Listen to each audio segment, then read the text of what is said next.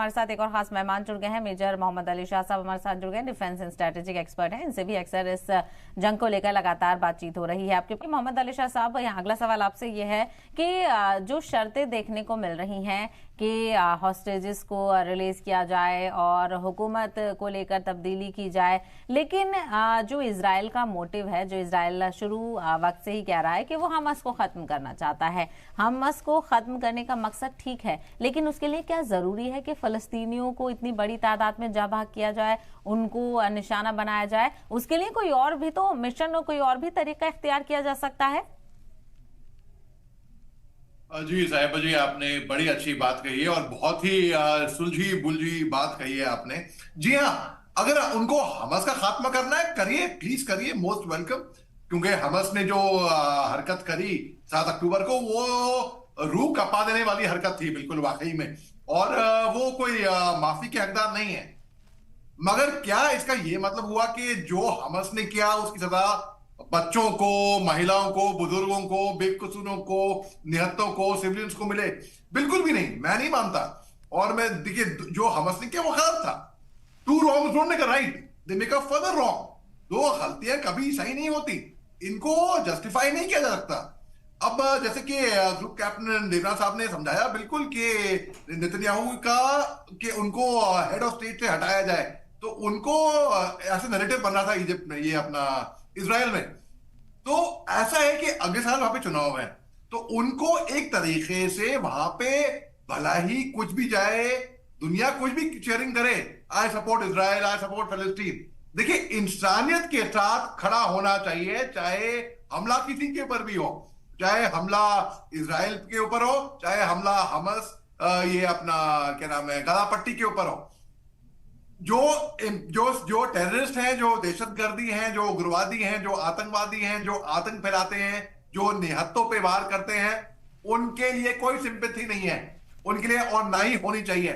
लेकिन देखिए, हमास एक उग्रवादी संगठन है, इजराइल तो एक रिस्पॉन्सिबल एक कंट्री है, एक सरकार है, उनकी एक प्रोफेशनल मिलिट्री है, जिसको मैं बहुत ही प्रोफेशनल मानता था।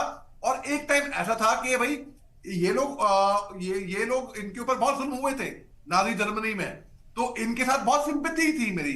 लेकिन अभी अगर हम देखें जिस तरीके से, मेरे को लग रहा है कि भाई इंसानियत का खात्मा हो रहा है, और ये तो ऑपरेशन मालूम दिख रहे हैं मेरे को इस टाइम पे।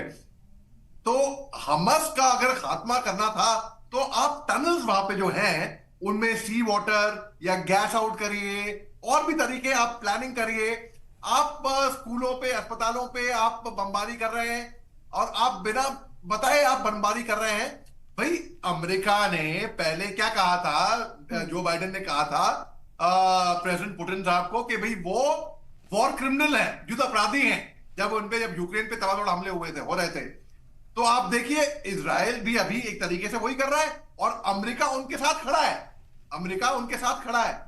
तो मैं ना ही इजराइल, ना ही कलापट्टी, ना ही फलस्तीन करूंगा, मैं इंसानियत करूंगा। मोहम्मद अली शाह साहब, जिस तरह से ये सब पूरे जंगी एक तारीख रही है और किस चीज से जुड़ा हुआ ये तनाजा है, ये सबको मालूम है, जमीन से जुड़ा हुआ तनाजा है। इसी की वजह से, इसी पूरे हक को पाने के लिए हमास का डेवलपमेंट हुआ था। हमास को खत्म करने की बात की जा रही है, ठीक है, हमास खत्म हो जाता है, लेकिन हमास ये कह रहा है कि जिस तरह के हमले इजराइल की तरफ से हो रहे हैं, मासूम लोगों की जान जा रही है और लोगों की तादाद बढ़ रही है। जो जंगजू हैं वो लोग, क्योंकि जब परिवार के परिवार नहीं बचे हैं, तो एक बदले की भावना भी यहाँ पर आ जाती है। तो क्या हमास को खत्म करने से ये तनाजा सॉल्व हो जाएगा, अमन शांति बहाल हो जाएगी?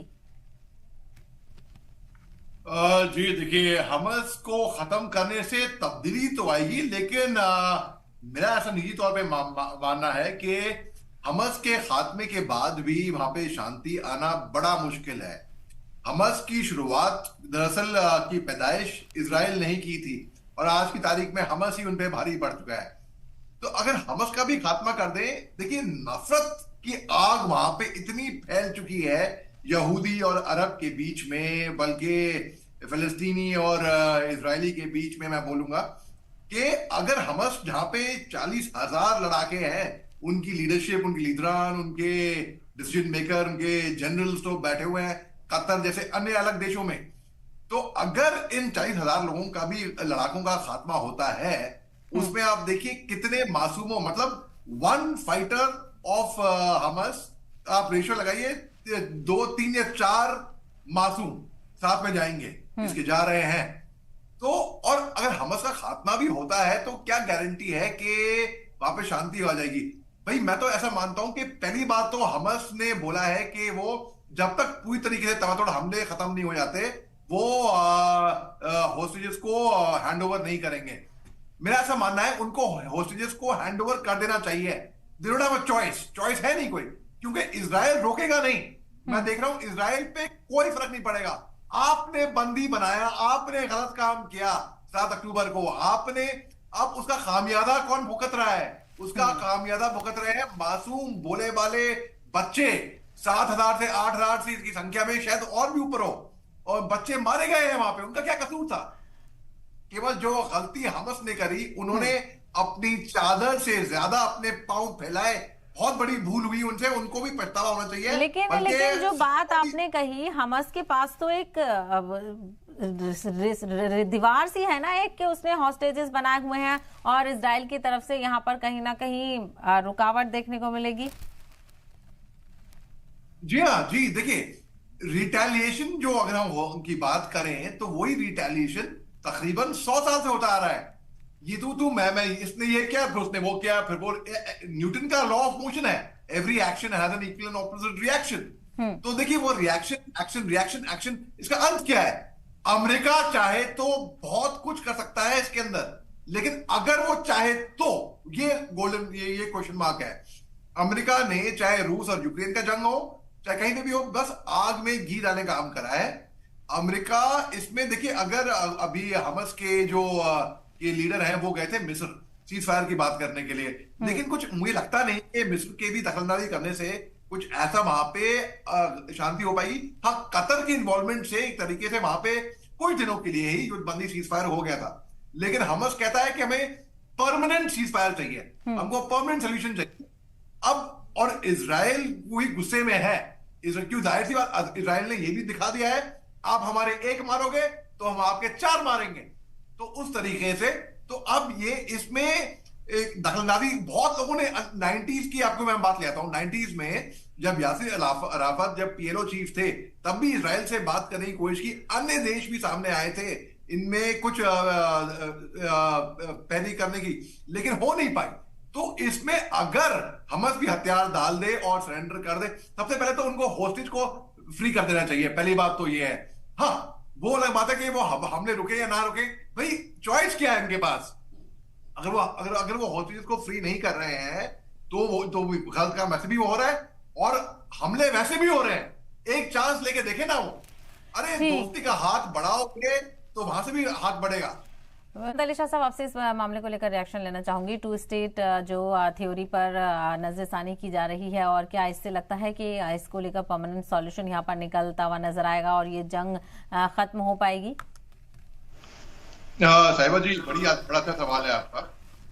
देखिए, अगर वाकई में 2 स्टेट सोल्यूशन पे हम तवज्जो दें, और जो हिंदुस्तान सपोर्ट करता है, और अच्छी बात यह है कि और अन्य मुल्क भी सपोर्ट करते हैं, अगर हकीकत में 2 स्टेट सोल्यूशन का सोल्यूशन निकाल दिया जाए तो जी हाँ, मुझे लगता है एक तरीके से तब्दीली जरूर आएगी, 100% आएगी। मगर ये 2 स्टेट सोल्यूशन अब तक आ ही नहीं रहा ना, इंप्लीमेंट नहीं हो पा रहा। प्रॉब्लम वही है। अगर वो हल्का सा भी इंप्लीमेंट हो जाए तो it's fair and square, it's totally fair and square. फिर तो जी हाँ, वक्त लगेगा, क्योंकि जैसे जख्म अभी बहुत गहरे हैं, ताजा हैं, वुंड्स आर टू डीप, लेकिन जहर भी बहुत फैल चुका है। लेकिन धीरे धीरे करके एक सोल्यूशन, एक कदम तो आगे बढ़ेगा शांति के लिए। फिर धीरे 3 जनरेशन लगते हैं एक जेनोसाइड में, 3 जनरेशन लगते हैं भूलने के लिए। आज की तारीख में भी लोगों के दिलों में 1947 पार्टीशन के जख्म कहीं ना कहीं जिंदा हैं, जो बुजुर्ग लोग हैं। तो 3 जनरेशन लगते हैं। वैसे ही यहाँ पे 2 स्टेट सोल्यूशन करके इसके बाद फिर धीमे धीमे करके जो जंग 100 साल की नफरत की आग जलती आई है, वही 100 साल से कम में ही, बिल्कुल जंग बहुत तवील है और सॉल्यूशन की यहाँ पर जरूरत है, वो भी परमानेंट सॉल्यूशन, ताकि ये पूरा मामला हल हो सके। आप सभी मेहमानों का बहुत शुक्रिया अपना कीमती वक्त देने के लिए।